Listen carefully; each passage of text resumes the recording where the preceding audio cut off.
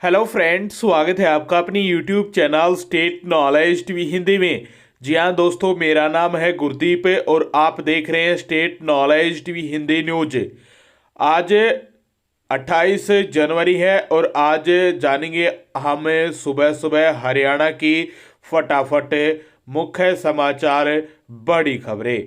आगे भी आप रोजाना हरियाणा की खबरें जानना चाहते हैं सुबह सुबह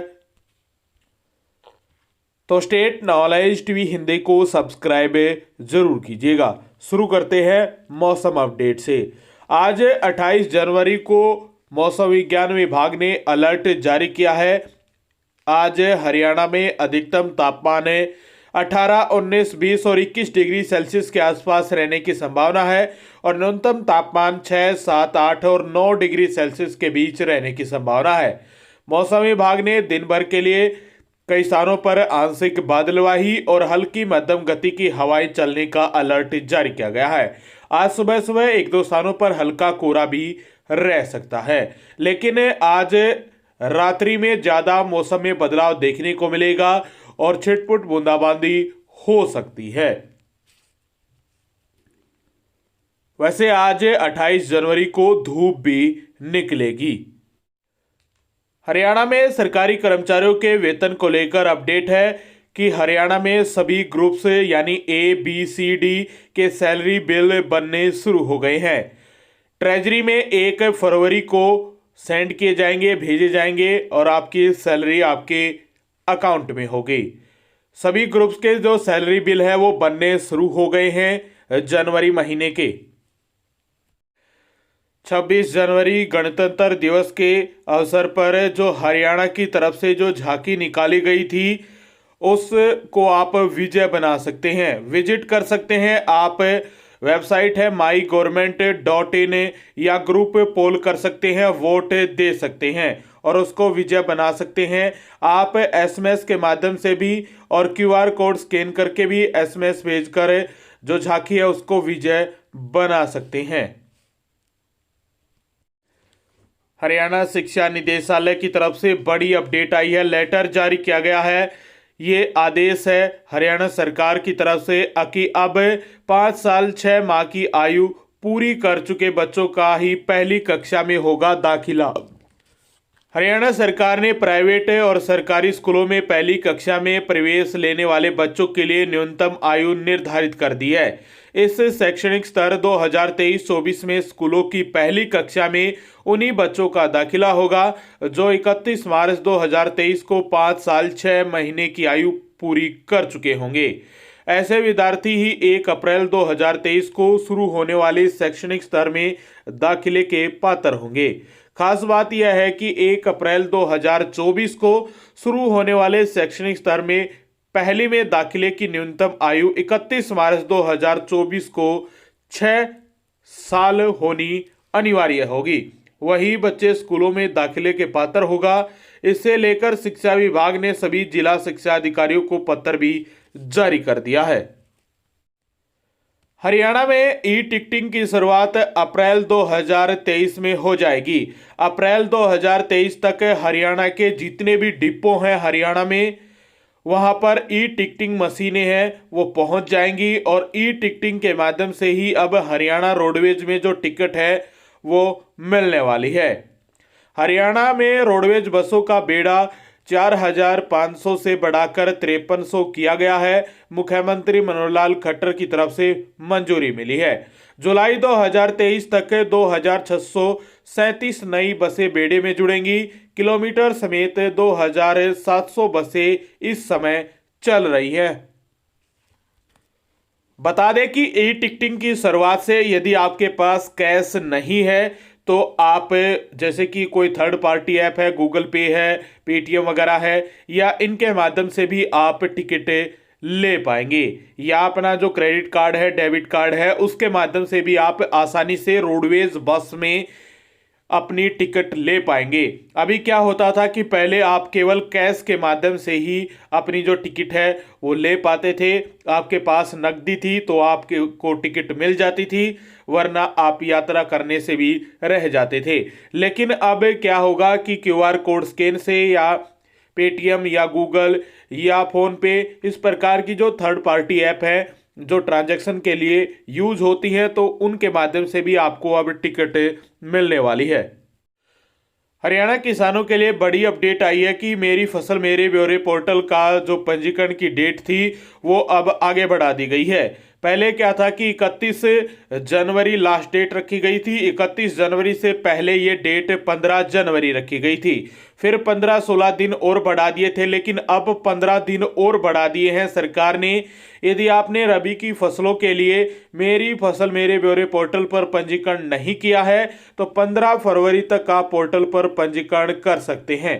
15 दिन की डेट और बढ़ा दी गई है सरकार द्वारा रबी की फसलों के जो पंजीकरण है उसको लेकर। आप यदि मंडियों में बेचना चाहते हैं अपनी फसल तो भी आपको मेरी फसल मेरे ब्यौरे पोर्टल पर पंजीकरण करना होगा, या सरकार की किसी भी योजना का लाभ लेना चाहते हैं जो कृषि संबंधित है तो उसके लिए भी आपको मेरी फसल मेरे ब्यौरे पोर्टल पर पंजीकरण करना होगा, तभी आप योजनाओं का लाभ ले सकते हैं। मेरी फसल मेरे ब्यौरे पोर्टल पर पंजीकरण करने के लिए आपके पास परिवार पहचान पत्र यानी फैमिली आईडी होना जरूरी है। हरियाणा में पीने के पानी की समस्या को खत्म करने के लिए सूबे की सरकार ने एक नई योजना की शुरुआत की है। हरियाणा के उप मुख्यमंत्री दुष्यंत चौटाला ने कहा कि 1100 करोड़ रुपए के बजट आवंटन के साथ 100 ठप पड़े बोरवेल को पुनर्जीवित करने की योजना की शुरुआत की गई है। 100 ऐसे बोरवेल हैं जो ठप पड़े हैं, उनको पुनर्जीवित किया जाएगा और लोगों को लाभ पहुंचाया जाएगा। तो बड़ी अपडेट आई है, पीने के पानी की समस्या को खत्म करने के लिए सरकार ने एक और नई योजना की शुरुआत की है। ठप पड़े 100 बोरवेल को दोबारा से पुनर्जीवित किया जाएगा। बता दें कि हरियाणा में ई टेंडरिंग का लगातार सरपंच विरोध कर रहे हैं। तो बीडीपीओ कार्यालय में अगले सप्ताह से शुरू होगी 25 लाख तक के कार्यों की ई टेंडरिंग। एसोसिएशन की तरफ से कहा गया है कि कोई भी सरपंच अपना प्रस्ताव नहीं भेजेगा ई टेंडरिंग को लेकर, क्योंकि सभी सरपंच विरोध कर रहे हैं ई टेंडरिंग का, क्योंकि सरकार ने कहा है कि ई टेंडरिंग के माध्यम से केवल सरपंच अपने आधार पर 2 लाख रुपए तक का ही काम करवा सकते हैं। यदि 2 लाख रुपए से ज़्यादा का काम करवाएंगे तो उनको अधिकारियों की सहमति होना जरूरी है। तो 25 लाख तक के कार्यों की जो ई टेंडरिंग की प्रक्रिया है वो अगले सप्ताह से शुरू हो जाएंगी। जो भी सरपंच प्रस्ताव भेजेंगे और फिर ई टेंडरिंग के माध्यम से गांव में कार्य होंगे। लेकिन सरपंच एसोसिएशन इसका विरोध कर रही है कि कोई भी सरपंच हरियाणा में जो ई टेंडरिंग के माध्यम से गांव में विकास का कार्य नहीं करवाएगा और न ही कोई प्रस्ताव भेजेगा ई टेंडर को लेकर। हरियाणा में आईईडी ब्लास्ट में शहीद होने वाले जो सैनिक है, हमारे भाई बंधु है, अनुग्रह राशि 20 लाख रुपए से बढ़ाकर 50 लाख रुपए कर दी गई है उन सैनिकों के लिए। जी हाँ, प्रॉपर्टी आईडी में यदि आपकी कोई समस्या है, कोई त्रुटि है तो आप उसका समाधान करवा सकते हैं। विशेषकर कैंप लगाए जा रहे हैं, जिनकी कैंपों की शुरुआत कल 27 जनवरी से हो चुकी है। 27, 28 और 29 जनवरी को विशेष कैंप लगाए जाएंगे।